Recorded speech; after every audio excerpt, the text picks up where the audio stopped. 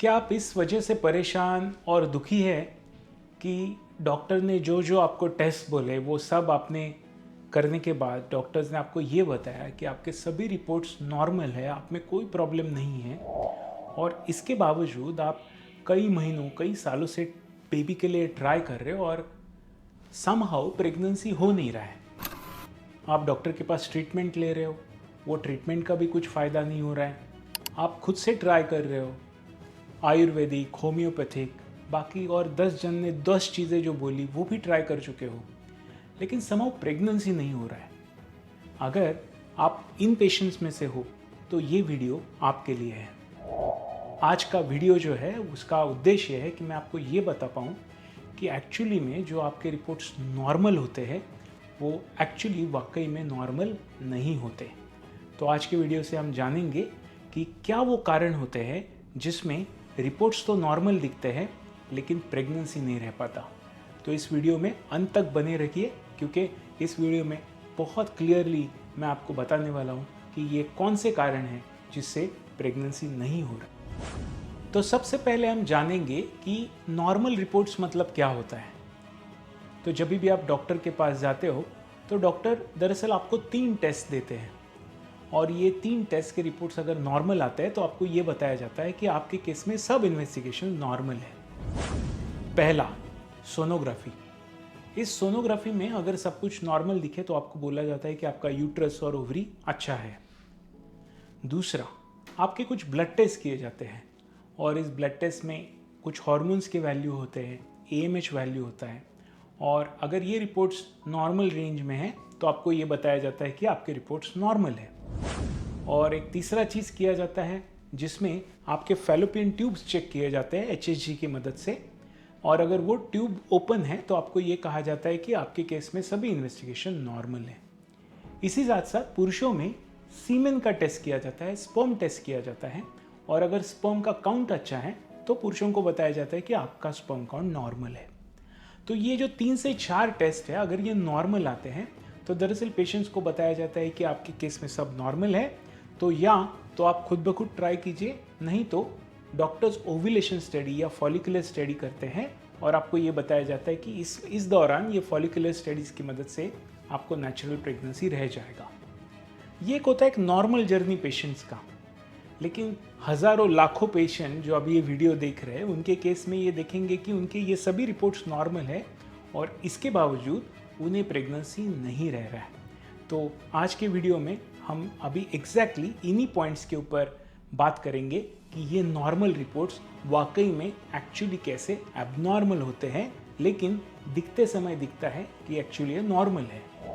तो सबसे पहले हम बात करेंगे सोनोग्राफी की। जब भी आप एक डॉक्टर के पास सोनोग्राफी के लिए जाते हैं और आपका सोनोग्राफी किया जाता है तो सबसे पहले मैं देखता हूँ कि बहुत बार वो रिपोर्ट्स पेशेंट्स को बताया जाता है कि आपका सोनोग्राफी रिपोर्ट नॉर्मल है, जिसमें दरअसल पेशेंट्स के यूट्रस और ओवरी के कुछ मेजरमेंट्स लिए जाते हैं और अगर वो मेजरमेंट्स नॉर्मल है तो पेशेंट को बोला जाता है कि रिपोर्ट्स नॉर्मल है।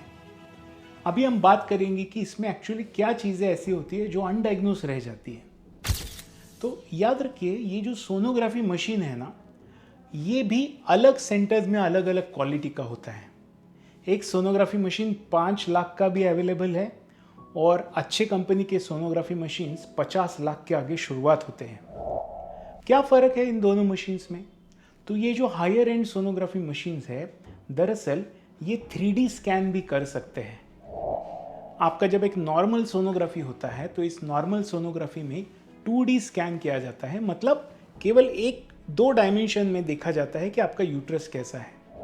लेकिन कुछ ऐसी यूट्राइन कंडीशंस होते हैं जिनमें एक्चुअली अगर हम 3D स्कैन करें तो इस यूट्रस के अंदर कुछ अगर प्रॉब्लम्स है, उनके शेप में कुछ प्रॉब्लम है, जैसे कि T शेप्ड यूट्रस है या बहुत छोटा कैविटी है, सिलेंड्रिकल शेप कैविटी है, तो ऐसे केसेस 2D सोनोग्राफी में, मतलब रूटीनली आप जहाँ पे स्कैन्स करते हो वहाँ पे मिस हो जाते हैं। इसके साथ साथ अगर यूट्रस के कुछ एनोमलीज है तो वो भी मिस हो जाते हैं और आप सोचते हो कि आपके रिपोर्ट्स नॉर्मल है, लेकिन एक्चुअली में वो सोनोग्राफी का रिपोर्ट एबनॉर्मल होता है। तो याद रखिए कहीं पे भी बस सोनोग्राफी करने से वो सोनोग्राफी रिपोर्ट स्टैंडर्ड नहीं होता। बहुत बार पेशेंट मेरे पास आता है, बोलता है सर आप अभी अब क्यों सोनोग्राफी कर रहे हो, पहला तो मेरा सोनोग्राफी हो चुका है। उस वक्त पेशेंट्स को मैं वही बताता हूँ कि एक अच्छा सोनोग्राफी आपके केस में ऐसे बहुत सारे डायग्नोसिस दे पाता है जो एक ब्लड टेस्ट या बाकी के रिपोर्ट से भी ज़्यादा स्पेसिफिक होते हैं। इसके लिए सोनोग्राफी कौन कर रहा है और कौन से मशीन पे सोनोग्राफी हो रहा है, ये बहुत इम्पॉर्टेंट है। इस सोनोग्राफी में हम यूट्रस को जैसे चेक करते हैं वैसे ही ओवरीज को भी चेक करते हैं। और ये जो ओवरीज है इनमें हम सोनोग्राफी की मदद से कुछ ऐसी चीज़ें ढूंढ सकते हैं जैसे कि इनमें बेसलाइन एंट्रल फॉलिकल काउंट कितना है, वो ओवरी का ब्लड फ्लो कैसा है, क्या ओवरी में कुछ सिस्ट है, वगैरह वगैरह चीज़ें। एक अच्छे सोनोग्राफी के माध्यम से अगर हम ये चीज़ें बहुत सही वक्त पे ढूंढ ले तो हमें ये पता चल सकता है कि क्या कुछ पेशेंट्स में जो अगर सिस्ट है या ओवरी में पीसीओडी जैसा प्रॉब्लम है या फिर उनके जो एग काउंट है वो अगर एएमएच कम है और उसके साथ साथ एग काउंट कम है ना, तो केवल एक सोनोग्राफी से हम पता कर सकते हैं कि इस पेशेंट में वाकई में ओवरी रिलेटेड कुछ प्रॉब्लम्स है या नहीं है। बहुत बार केवल पेशेंट्स को रिपोर्ट दिया जाता है कि यूट्रस का साइज़ कैसा है, शेप कैसा है, लेकिन इसके साथ साथ और एक चीज़ इंपॉर्टेंट होता है जिसे हम कहते हैं कलर डॉपलर स्टडीज़। ये कलर डॉपलर स्टडीज़ हमें ये तक बता देते हैं कि यूट्रस के अंदर के लाइनिंग के अंदर का ब्लड फ्लो कैसा है। याद रखिए साइंस अभी जितना अभी डेवलप हो रहा है वो हमें यही बता रहा है कि जितना यूट्रस का ब्लड फ्लो अच्छा होगा उतना प्रेगनेंसी का चांस अच्छा होगा। तो ये बहुत ज़रूरी है कि एक अच्छा सोनोग्राफी आपको ये बता पाए कि आपके यूट्रस का सभी इंफॉर्मेशन क्या सही है या नहीं है। दूसरा, तो मैं बहुत बार देखता हूँ पेशेंट्स कुछ normal haemoglobin, CBC, lipid profile, cholesterol, बहुत कुछ चीज़ें करते हैं। दरअसल ये टेस्ट का और इनफर्टिलिटी का कोई संबंध ही नहीं है। पेशेंट्स का पैसा तो जाता है लेकिन उस टेस्ट का उन्हें डायग्नोसिस में कुछ फ़ायदा नहीं होता। तो वाकई में अगर आप सही ब्लड टेस्ट जानना चाहते हो तो वो ब्लड टेस्ट है एएमएच वैल्यू, आपका एफएसएच और एलएच वैल्यू, क्योंकि यही 3 टेस्ट है जिसमें एक्चुअली हमें ये समझ में आता है कि क्या पेशेंट्स में कुछ हार्मोनल प्रॉब्लम्स है या नहीं है। इसके साथ साथ अगर आपका एएमएच वैल्यू किसी ने बताया भी है कि वो ठीक है, तो ये एएमएच के ऊपर भी बहुत कुछ निर्भर करता है। जैसे कि एक यंग लड़की है, उसका उम्र अगर 27-28 है और उनका एएमएच वैल्यू अगर रिपोर्ट में दिखता है 2 है, तो दिखने में तो ब्लड टेस्ट का रिपोर्ट दिखाएगा कि 2 रिपोर्ट ठीक है, लेकिन सच्चाई ये है कि 27-28 उम्र में ये 2 वैल्यू भी कम है। तो देखिए केवल एक ब्लड टेस्ट का रिपोर्ट पूरी सच्चाई नहीं बताता, उसके साथ साथ पेशेंट का एज क्या है, पेशेंट के बाकी के फैक्टर्स क्या है, इनके ऊपर भी ध्यान रखना बहुत ज़रूरी है। आपके जो ब्लड टेस्ट होते हैं ना तो उसके नीचे लिखा रहता है काइंडली कोरिलेट क्लिनिकली। मतलब क्या कि केवल ब्लड टेस्ट के ऊपर देख के बहुत बार आप धोखा खा सकते हो, आपको ये लग सकता है कि आपके रिपोर्ट्स नॉर्मल हैं, लेकिन जब आप पेशेंट की हिस्ट्री देखोगे, सोनोग्राफी रिपोर्ट देखोगे, बाकी के टेस्ट देखोगे, तब समझ में आता है कि जो ब्लड टेस्ट का रिपोर्ट एक्चुअली आपको लग रहा है विद इन रेंज है, वो एक्चुअली रेंज में नहीं है। तो ये बहुत इंपॉर्टेंट है कि आपके ब्लड टेस्ट एक अच्छे सेंटर में हो और एक अच्छा फर्टिलिटी स्पेशलिस्ट उसको स्कैन कर पाए। अभी हम बढ़ते हैं तीसरे कारण की तरफ। तीसरा कारण होता है, एक टेस्ट होता है जो होता है जिसे हम कहते हैं HHG, जिसमें आपके फैलोपियन ट्यूब चेक किए जाते हैं। याद रखिए बहुत सारे पेशेंट जिनमें फैलोपियन ट्यूब्स ओपन हैं उनको उसके बावजूद नॉर्मल प्रेगनेंसी नहीं रहता। उसका कारण होता है कि सभी ओपन फैलोपियन ट्यूब का मतलब ये नहीं कि वो ट्यूब एक्चुअली में काम कर रहे हैं। ट्यूब का ओपन होना और ट्यूब का काम करना ये 2 अलग प्रकार हैं। तो बहुत पेशेंट्स में अगर इन्फेक्शंस है उनके फैलोपियन ट्यूब के अंदर, तो ट्यूब ओपन होने के बावजूद भी उन्हें प्रेगनेंसी नहीं मिल पाता। इसके लिए ये बहुत ज़रूरी है कि HHG के आगे टेस्ट जो है हिस्ट्रोस्कोपी, लैप्रोस्कोपी, इसके मदद से हम सटीक रूप से जान पाते कि एक्चुअली में ट्यूब नॉर्मल है या नहीं है। तो ये बहुत बार तीसरा कारण होता है जिसमें पेशेंट को लगता है कि ट्यूब नॉर्मल है लेकिन एक्चुअली नहीं होते। इसके साथ साथ फोर्थ और फाइनल कारण जो है वो है पुरुषों में स्पर्म की स्थिति। एक स्पर्म काउंट अगर नॉर्मल आए तो इसका मतलब ये नहीं है कि स्पर्म के एक्चुअली रिपोर्ट नॉर्मल है। हम देखते हैं कि पेशेंट के बहुत बार काउंट तो नॉर्मल आते हैं लेकिन उन स्पर्म का क्वालिटी अच्छा नहीं होता।